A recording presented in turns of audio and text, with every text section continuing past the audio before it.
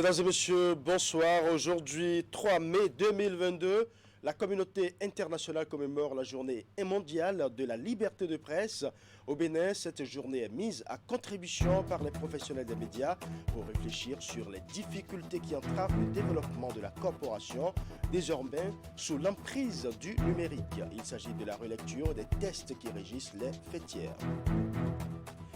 Dans la commune de Bantel, le bloc républicain parvient à rallier à sa cause les anciens résistants de la commune.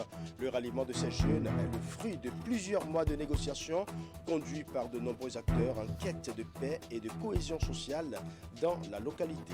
C'est à travers un meeting d'adhésion qui a enregistré la présence effective de plusieurs cadres et personnalités politiques de Bantel et environ. Et comme vous le savez, hier, c'était le Ramadan. Toute la communauté musulmane était en fête. Et pour élargir cette fête à toutes les couches sociales, y compris celles défavorisées et vulnérables, l'ONG La Persévérance a offert ce lundi un important lot de vivres aux fidèles dans plusieurs mosquées de la ville d'Abomey-Calavi. Il s'agit pour les donateurs d'aider les musulmans en situation difficile à boucler eux aussi ces 30 jours de jeûne dans la joie et la gaieté. Voilà pour le titre. Mesdames et messieurs, à nouveau bonsoir. Les professionnels des médias sont à l'honneur aujourd'hui. C'est la journée mondiale de liberté de la presse. Au Bénin, les professionnels des médias ont consacré la journée du 3 mai à une séance de réflexion sur les difficultés qui entravent le développement de la corporation. Il s'agit de la relecture des textes qui régissent les fêtières. Le journalisme sous l'emprise du numérique, c'est le thème général qui mobilise les attentions. Les détails avec Teddy Godalo. Le numérique est au centre des réflexions à la commémoration de la 31e édition de la Journée mondiale de la liberté de presse au Bénin. En témoigne la thématique retenue à l'occasion qui s'intitule « Le journalisme sous l'emprise du numérique ». Au Bénin, plus qu'ailleurs, ce thème est d'une brûlante actualité au regard de la place considérable prise ces dernières années par le numérique dans le paysage médiatique au Bénin, avec de multiples impacts sur la pratique du journalisme et sur la sécurité des acteurs des médias du Bénin. Ce thème met en lumière, selon Zakiat Latondi, présidente de l'Union des professionnels des médias du Bénin, les impacts du numérique sur la liberté d'expression, la sécurité des journalistes et surtout l'accès à l'information. Et face à ces difficultés qui entravent l'éclosion de la corporation, des réformes sont envisagées en vue de redonner vie au secteur. Il s'agit notamment de la rélecture des textes qui régissent les associations fêtières. Nous avons retenu, en ce qui concerne le CMPA et l'UPMB, que les membres du bureau directeur soient élus pour un mandat renouvelable une seule fois. Les professionnels des médias désireux d'appartenir à l'UPMB doivent être désormais parrainés par des organes de presse légaux reconnus ou des professionnels de grande notoriété. En ce qui concerne le CMPA de façon particulière, nous avons proposé tout élu au sein du bureau directeur des organes des médias, fêtières ou non, désigné, nommé à un mandat dans les structures sous tutelle des fêtiers, doit démissionner dans les 30 jours, suivant la date de son élection, de sa nomination, en choisissant de siéger au niveau des fêtières ou dans son association d'origine. Il était nécessaire de relire ces textes. Il ne s'agit pas de saper les bases de la maison, encore moins de faire mal. Il s'agit plutôt de faire tout simplement preuve de responsabilité et de courage pour actualiser les 10 textes qui ont un certain âge. Le rapport du comité de relecture qui retrace les propositions de toilettage des 10 tests est ici remis aux responsables du Conseil national du patronat et de la presse et de l'audiovisuel et l'UPMB. Un atelier de validation du contenu du document sera très bientôt organisé et les professionnels des médias espèrent un réel changement de situation dès son entrée en vigueur. Après la présentation du contenu du rapport de relecture des tests, la parole est donnée à quelques aînés de la corporation. Il s'agit de Wilfried Adoum, premier président de l'Union des professionnels des médias du Bénin, Agapit Napoléon Maforicain, qui fut également un responsable d'association fêtière. Ils ont chacun exprimé leur point de vue sur les différentes propositions. Suivant. Je voudrais souhaiter que le travail minutieux dont le rapport a été ainsi présenté ce matin sera l'ultime recours à nos mots, l'ultime réponse à nos dégâts qui ne s'estompent pas depuis si longtemps. Il y a eu beaucoup d'efforts qui ont été fournis. Aujourd'hui, il y a un document qui est disponible. C'est la base du travail qui sera fait par la suite. C'est une base d'un travail qui doit être collectif. Il ne s'agira pas de prendre une partie de la presse pour faire un travail contre une partie de la presse. Si nous faisons comme ça, nous allons échouer et nous allons recommencer. Ce qui vient de nous être lu, personnellement, je trouve que c'est un acte courageux, c'est un grand progrès, c'est une grande évolution et c'est à l'actif des faits tiers. Ce qui est dit est bon, est bien dit. Le diagnostic semble être fait, la thérapie semble être trouvée. Mais on a écouté tout, mais je n'ai pas écouté la HAC. La HAC, c'est le socle de la liberté de presse au Bénin. Article 24 de la Constitution. La liberté de presse est reconnue et garantie en République du Bénin. Elle est protégée par la haute autorité de la communication dans les conditions fixées par une loi organique. Le seul organe qui peut nous aider aujourd'hui, c'est la haute autorité et c'est une institution de la République. Il y a une réforme qui m'intéresse, c'est celle qui consiste à désigner désormais les professionnels des médias pour aller à la HAC au lieu de passer par les élections, etc. Moi, j'attends l'atelier de validation pour voir comment ça va évoluer, quels sont les critères, etc. Parce que les élections donnent droit à beaucoup d'argent, beaucoup de dépenses, c'est comme les politiques. Hein. Voilà. Donc, parfois c'est ruineux, parfois on ne s'en sort pas, on ne se relève pas. Donc, moi, je pense que c'est de nouvelles réformes. Cette initiative s'avère nécessaire. Nous sommes dans un environnement aujourd'hui de la presse qui inquiète assez. Vu comment nous fonctionnons aujourd'hui, nos difficultés, nos pratiques et la manière dont nous fonctionnons aujourd'hui. Donc je crois qu'il était quand même temps de marquer un arrêt, de se regarder en face et d'avancer. Je crois que c'est déjà les prémices d'un renouveau dans le monde médiatique. Nous allons à présent parler politique avec le meeting d'adhésion au parti du bloc républicain. L'activité a réuni plusieurs cadres et personnalités politiques ce week-end à Banté. Les adhérents rassemblés au sein d'un même cercle sont les anciens résistants de la commune. Le ralliement de ces jeunes est le fruit de plusieurs mois de négociations conduits par de nombreux acteurs en quête de paix et de cohésion sociale dans la localité. Les détails avec Imet Hélène Amossou. Adhésion des résistants de la commune de Banté au bloc républicain. Les nouveaux cavaliers ont officiellement été accueillis ce samedi dans leur nouvelle famille politique.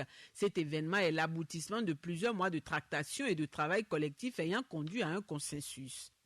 Je voudrais nous faire remarquer qu'il arrive parfois que les circonstances de la vie et le chemin du destin nous conduisent au carrefour où s'entrechoquent les événements qui participent à construire l'histoire et qui font de nous des témoins privilégiés de ce que sera le futur. Cette cérémonie que nous faisons aujourd'hui, il y a cela 3 ans, 2 ans, c'était pas carré ici à Banté.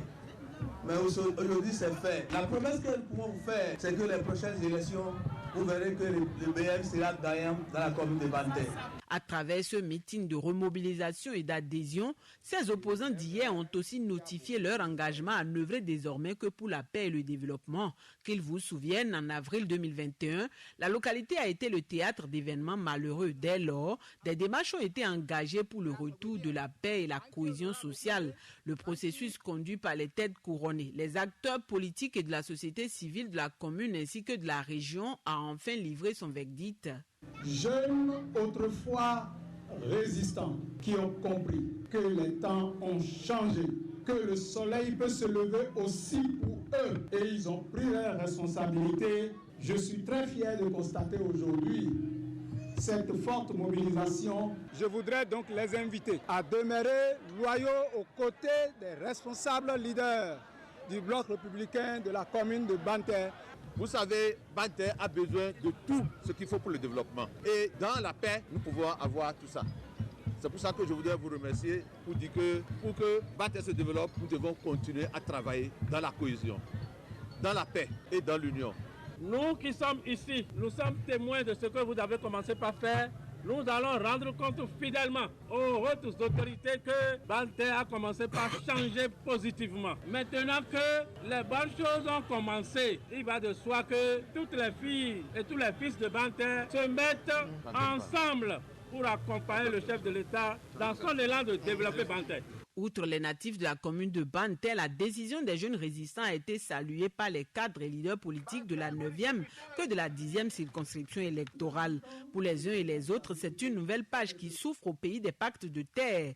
Tous doivent travailler davantage à maintenir la paix retrouvée et surtout accompagner cette politique de changement afin que les résultats escomptés soient véritablement atteints. Retour sur la fête de Ramadan célébrée ce lundi 2 mai. La ville de Djougou n'est pas restée en marge de cette fête qui marque la fin de 30 jours de jeûne, de prière et de pénitence. Les fidèles musulmans de cette ville ont pris d'assaut la place officielle Idi pour rendre gloire à Allah le très miséricordieux. Reportage. C'est une ambiance inhabituelle qui règne dans les différentes rues de Djougou ce lundi matin. Des fidèles musulmans, seuls, entre amis ou encore en famille, se dirigent massivement vers la place officielle de Idi, située au quartier Irikpegana, dans le 3e arrondissement. Ils y sont après 30 jours de jeûne, afin d'implorer et de magnifier Allah.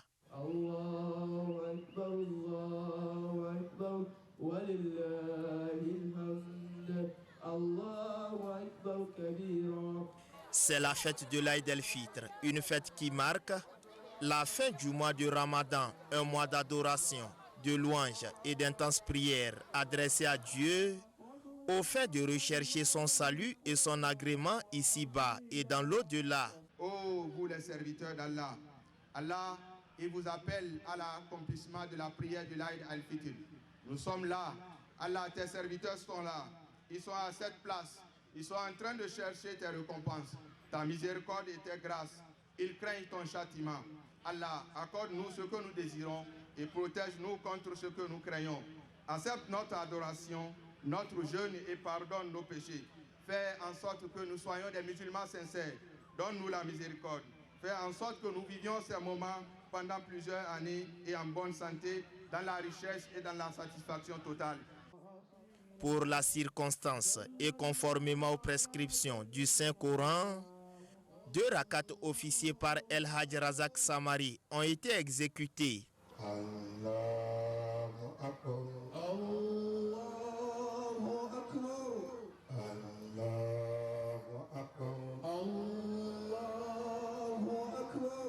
Prière spéciale dite au cours de cette randonnée spirituelle qui constitue une tribune pour rappeler aux musulmans la nécessité de poursuivre les œuvres de piété et d'adoration qu'ils ont adoptées pendant le mois de jeûne. Sachez, mes chers frères et sœurs, en islam, que la fin du mois de Ramadan n'est pas la fin de l'adoration. L'adoration continue jusqu'au dernier souffle, car Allah subhanahu wa ta'ala dit dans le Saint-Coran, « Wa'abudu rabbaka hatta ya'tiyaka al-yaqin » Il faut adorer ton Seigneur jusqu'à ce que tu deviennes la certitude qui est la mort. Allah est grand. Outre ces messages pour raffermir la foi des jeûneurs, il leur est également demandé de cultiver des comportements qui promeuvent la paix et la cohésion sociale, socle de tout développement. À la fin de cette prière qui a drainé du monde à Djougou, notre équipe de reportage s'est rapprochée de certaines personnalités présentes sur les lieux afin de recueillir leurs impressions. Voici les propos recueillis par Abdou Sahabi Idrissou. C'est une grâce et c'est une chance de pouvoir être en bonne santé, de jeûner tout le mois et de pouvoir être aujourd'hui à la prière. Donc c'est une grâce. Que Dieu accepte les prières, comme on a l'habitude de le dire, tout ce qui a été bien fait, que Dieu accepte. Là où nous avons mal fait, que Dieu nous pardonne. C'est très bonnes impressions. Et je remarque que c'est la religion dominante, de par ce que j'ai vu comme foule à cette prière-là. Et je fais partie de ce monde-là, de ce grand monde. Je suis vraiment content de voir cet enthousiasme qu'on sort, ces prières. Nous avons prié pour tout le peuple béninois, pour la prospérité, pour la santé du chef de l'État qui vient de fêter ses 64 ans hier. Nous implorons Dieu qu'il lui donne encore davantage pour qu'il puisse donner le meilleur de lui-même pour la prospérité, le développement de ce pays. Gratitude envers le Seigneur qui nous a permis de traverser ce mois béni. Gratitude envers le Seigneur qui permet aux populations béninoises d'être résilientes malgré les temps difficiles que nous traversons, malgré les effets des crises exogènes qui se constatent dans notre vécu quotidien. Gratitude au Seigneur pour la paix dont il continue de nous gratifier. Nous saluons les populations de Djougou, nous saluons notre frère Sidikou Karimou qui a fait le déplacement pour venir célébrer cette fête avec nous. Que de joie, que d'allégresse, que Dieu continue de protéger Djougou, que Dieu continue de protéger les populations de Djougou, que Dieu continue de veiller sur le Bénin, que Dieu veille sur les dirigeants du Bénin, que Dieu veille sur tous les Béninois. Bonne fête à chacun et à tous. Nous disons merci à Allah et nous prions qu'il nous donne la santé, la longévité et que vraiment l'année prochaine, ça vraiment soit encore plus que ceci là. Ramadan toujours cette fois-ci dans la cité de Koboro, la communauté musulmane de Parakou a également célébré l'Aïd el-Fitr. Toutes les places Idi prévues pour la circonstance sont remplies de monde. Le maire de la ville était également sur l'une des places Idi en face du commissariat du 3e arrondissement. Une de nos équipes y était également pour nous faire revivre l'ambiance qui a prévalu pendant et après la prière. Nous allons suivre. Parés de leurs plus beaux vêtements, ils sont venus nombreux à la place Idi de Guéman pour implorer la grâce de Dieu après 30 jours de jeûne. C'est l'imam Ibrahim Sariki qui a dirigé cette prière de l'Aïd el-Fitr, faite de 2 rakats.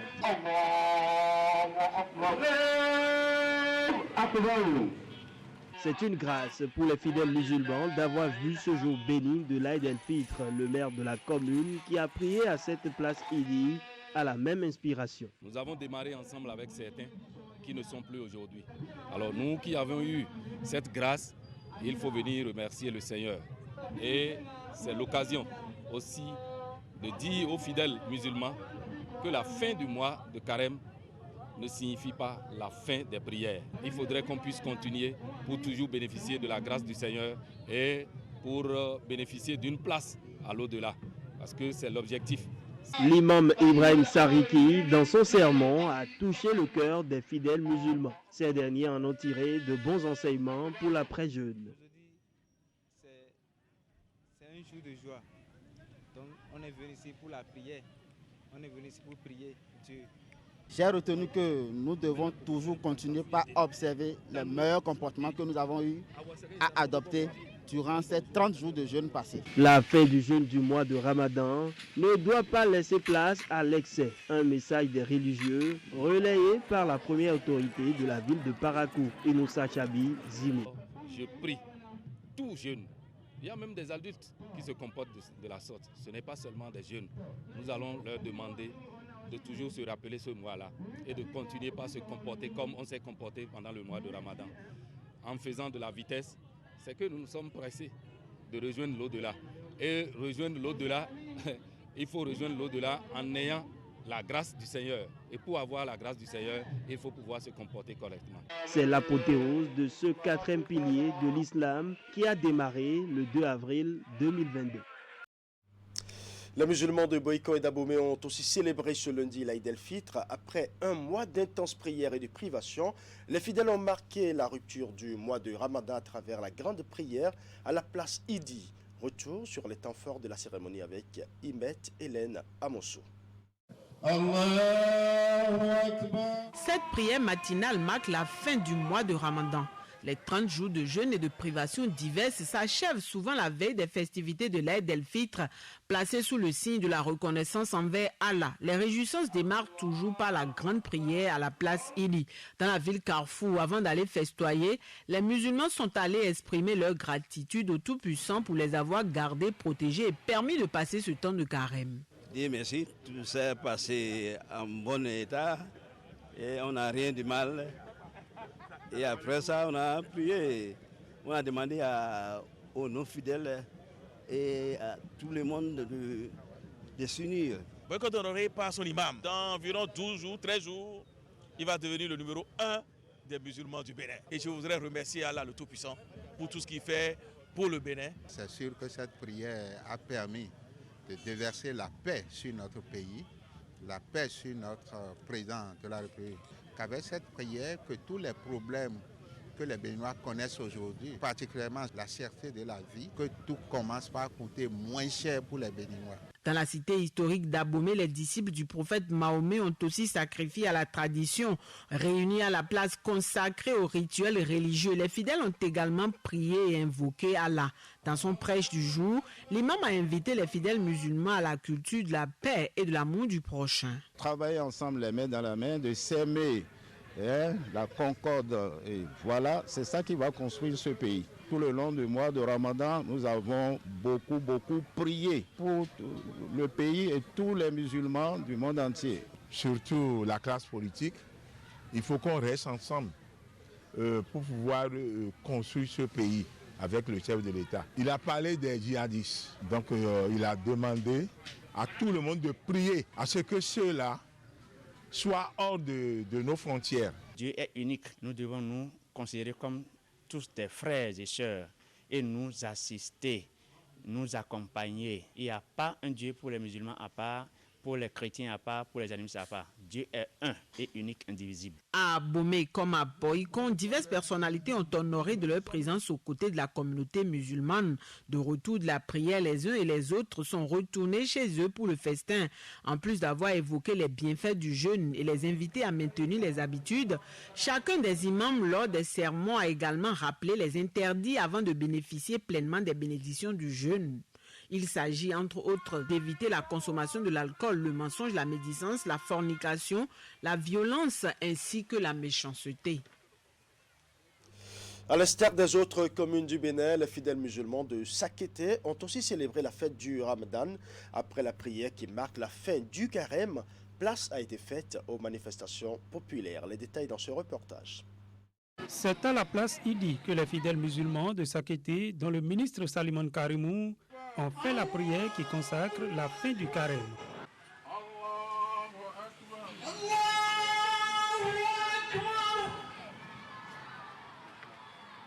Dans son sermon, l'imam a invité les fidèles musulmans de Sakété à demeurer dans la piété, même après les 30 jours de jeûne. Le musulman n'a qu'à craindre à Dieu.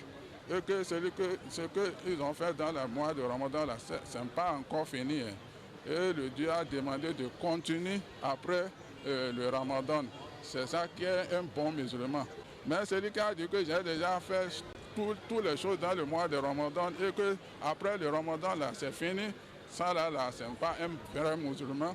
Le vrai musulman, c'est lui qui va continuer la prière, c'est lui qui va continuer l'œuvre de Dieu et que le Dieu bénisse tout le monde, Inch'Allah. Pour les fidèles musulmans de Sakété, c'est une joie et une grâce d'avoir fini cette période de jeûne en parfaite santé. C'est une grande joie pour nous de suivre ces moments et qui nous ont permis de réellement prier Dieu et d'observer des moments de modestie pour permettre à tout un chacun de nous de nouer la connexion véritablement avec Dieu. Mes sentiments de remerciement vis-à-vis de l'Éternel Dieu qui nous a permis de traverser 30 jours de jeûne à l'occasion du mois de Ramadan et qui nous a permis également de connaître ce premier jour du mois suivant qui est consacré à la fin du mois de jeûne et qui est consacré également à la célébration, n'est-ce pas, de toutes les manifestations ayant marqué cette période de jeûne.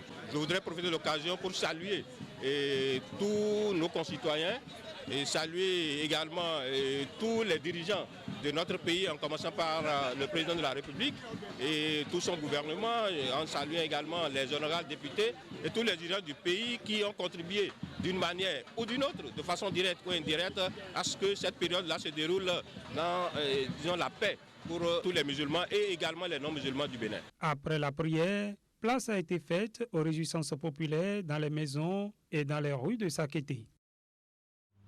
Et justement, pour permettre aux fidèles musulmans en situation difficile de bien fêter le Ramadan, l'ONG La Persévérance a offert ce lundi un important lot de vivres aux fidèles dans plusieurs mosquées de la ville d'Abomey-Calavi.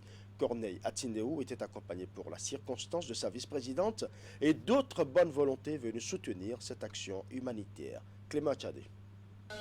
Des sacs de riz et plusieurs cartons d'huile offerts aux fidèles musulmans de la commune d'Abomey-Calavi en ce jour de la célébration du Ramadan. Un geste de l'ONG La Persévérance que porte son président Corneille Atindeou, accompagné de son épouse et vice-présidente. Un don devenu une tradition depuis quelques années et dont le but est d'assister les personnes démunies. Pour le compte de cette année 2022, Corneille Atindeou a choisi des mosquées pour impacter les fidèles musulmans après un mois de jeûne. Le généreux donateur et son équipe ont d'abord posé leurs valises à la mosquée du centre-ville d'Abomey-Calavi où des dizaines de sacs de riz et d'huile sont distribués. Nous avons nos frères musulmans qui viennent de finir un mois de carême intense et je pense que c'est un moment dont ils se servent pour prier pour toute la nation, y compris nous et vous. Et j'ai pris l'initiative de les assister aujourd'hui avec un don pour pouvoir quand même les encourager, pour qu'ils puissent continuer dans l'initiative de cette prière qu'ils font pour la nation et surtout pour le Père de la nation, pour toutes les œuvres qu'il a enclenchées, pour que Dieu lui donne la force de finir ce qu'il a commencé. Après la mosquée du centre-ville, le président de l'ONG La Persévérance et le promoteur de Tado FM se sont rendus à la mosquée centrale de Togudo pour le même geste. Ici, comme à la première étape, les deux personnalités du social ont remis des enveloppes financières aux bénéficiaires, toujours pour agrémenter la fête du Ramadan. Monsieur Atindeou Corneille, je le suivais de près. Il fait beaucoup d'œuvres humanitaires dans la commune. Je suis très content, je l'ai accompagné. On a prié pour nous et nous avons demandé qu'on prie également pour le Père de la nation, pour la nation tout entière. Il a pensé pour que vous fêtez en famille, vous fêtez et vous soyez heureux dans votre famille. C'est vrai que cette action elle est un peu spéciale compte tenu du temps. Voilà. Sinon l'ONG, le but de l'ONG c'est pour soutenir les enfants, les orphelins, pour la scolarisation, les enfants démunis, les femmes, voilà. Les personnes âgées aussi. Les personnes âgées, voilà un peu le but. Au-delà des dons, cette descente de l'ONG La Persévérance a été également l'occasion des prières pour la nation béninoise et surtout pour le chef de l'État, le président Patrice Talon. Corneille Atindeou et son équipe ont enfin souhaité une bonne fête de Ramadan à tous les fidèles musulmans avant de promettre revenir les années à venir pour des gestes plus rocambolesques, en toute discrétion. Parlons à présent de la célébration du 1er mai dans le zoo. Le comité confédéral départemental de la CGTB, Confédération Générale des Travailleurs du Bénin, n'est pas resté en marge de l'événement. La cérémonie meublée par diverses activités a été l'occasion pour les responsables nationaux d'aller échanger avec les syndiqués du département. Tenue sous le thème « Zéro travailleur sans assurance », la rencontre de Boycon consacre également le lancement du programme syndical de protection humaine de la CGTB. Ibet Elena Mosso pour plus de précisions. L'occasion est propice pour débattre du travail dans ses divers aspects et importance, rôle en plus des difficultés y afférentes. En plus de sauver l'homme de l'oisiveté, le travail selon les organisateurs confère à l'individu une certaine place, lui permet d'avoir les revenus nécessaires pour subvenir à ses besoins. Face aujourd'hui à la précarité, remarquent les uns et les autres, il urge pour le travailleur d'opter pour des solutions de prévoyance. Si vous travaillez et que des situations absorbent vos revenus, que des situations vous exposent, c'est que vous êtes guetté par ce qu'on appelle l'insécurité. Et pour nous, il n'est pas possible de continuer le syndicalisme en pensant forcément que c'est les autres qui doivent nous trouver la solution. Il n'est pas possible de faire du syndicalisme et d'oublier que le service aux membres est un devoir syndical. Au contact des délégués et membres de la section départementale ZOU de la CGTB, Confédération Générale des Travailleurs du Bénin, les responsables nationaux ont saisi l'occasion de la commémoration du 1er mai pour venir présenter les nouvelles orientations de la centrale. Il s'agit de faire le syndicalisme autrement. Dorénavant, les responsables pensent amplifier le service aux membres en adoptant des résolutions qui les protègent mieux, d'où le combat engagé et intitulé « Zéro travailleur sans assurance ». Tout travailleur sans assurance aucune est trop exposé et n'est à l'abri de rien. Sa famille non plus. Il y a plein de systèmes et même le fait que les gens faisaient de la rotation dans les champs pour s'accompagner, c'est une façon de s'assurer qu'on n'est pas seul et que la solidarité peut toujours agir. Aujourd'hui, nous sommes harcelés de partout par les maladies, par les intempéries, parce que le risque de perdre même l'emploi est là tous les jours. Et donc, la CGTB s'est dit, dans le cadre du service aux membres, il faut bâtir un programme spécial de sécurité humaine. Offrir l'opportunité à tous les travailleurs de n'importe quel secteur qui qu'on soit, on puisse se mettre tout le temps, partout, en tout temps et en tout lieu, à l'abri du besoin. L'objectif premier, c'est de faire en sorte qu'il ne soit plus possible que le travailleur soit stressé du fait simplement qu'il est un être humain. Pour concrétiser son idéal, la CGTB a noué des contrats de partenariat avec plusieurs structures d'assurance. Les démarches entamées depuis 3 mois sont presque à terme. Les travailleurs ont pu suivre à cette rencontre divers exposés pouvant mieux les éclairer. Désormais informé, l'assistant s'est appelé à souscrire aux différents produits selon sa convenance, toute chose qui permettra de mettre les travailleurs à l'abri du risque, y compris leurs proches et familles. Dans le même registre, le personnel de Meridional Office, société de gestion des déchets, placée sous la tutelle de la Société de gestion des déchets et de la salubrité, SGDS, a célébré aussi la Journée internationale des travailleurs, édition 2022. Une occasion pour le personnel de communier avec les responsables de la structure, à qui des doléances sont d'ailleurs formulées pour la bonne marche du travail. Après l'effort, le réconfort. Ce 1er mai, fête du travail, n'est pas passé sous silence au sein de l'entreprise Meridional Office, spécialisée dans la gestion des déchets et l'assainissement des rues de Porto Novo. Employés responsables de la structure ont décidé de marquer une pause pour se féliciter du chemin parcouru. Je tourne vers vous, vers les femmes et hommes, vous qui avez pris conscience que seul le travail bien fait, est une satisfaction morale. Vous formez à vous tous une magnifique preuve que le travail épanouit. J'ose espérer que ce 1er mai 2022, nous puiserons davantage dans nos mémoires un peu plus de détermination pour poursuivre chacun en ce qui le concerne l'œuvre de développement et d'amélioration du cadre de vie de notre pays. Grand moment de joie et de partage, cette célébration de la fête du travail au sein de l'entreprise Meridional Office a été l'occasion pour les employés de soumettre des doléances aux responsables pour l'amélioration de la qualité de service. Si quelqu'un tombe malade d'entre nous, qu'ils arrivent vite à le relayer. Et le secondo, le travail que nous sommes en train de faire, c'est un peu difficile, surtout les gens qui font le balayage de la nuit là. On n'a pas un peu de repos. Je veux que GDS nous donne un peu plus de moyens pour que nous évoluions encore un peu plus. Malgré les difficultés, les employés font de leur mieux pour s'acquitter de leurs tâches. Et c'est avec grande satisfaction que les responsables ont salué leur engagement au travail. Et la Méridionale fait partie des PME que nous constatons qui travaillent résolument.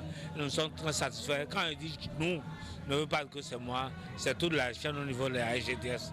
Promenez-vous le micro au niveau de la SGDS pour demander est-ce que le travail de la société méridionale, c'est vraiment du travail de la qualité. Ils vont vous dire une réponse affirmative. Contribuer à rendre la ville de Porto Novo propre et attrayante en balayant au quotidien les rues, l'entreprise Meridional Office s'y est engagée et veut continuer aux côtés de la Société de gestion des déchets de la salubrité du Grand Nokoué à respecter ses engagements pour assurer un cadre de vie sain aux populations de Porto Novo. Ainsi se referme cette édition que je vous remercie d'avoir suivi. Tout le plaisir était pour moi de rester en votre compagnie. Bonne soirée chez vous.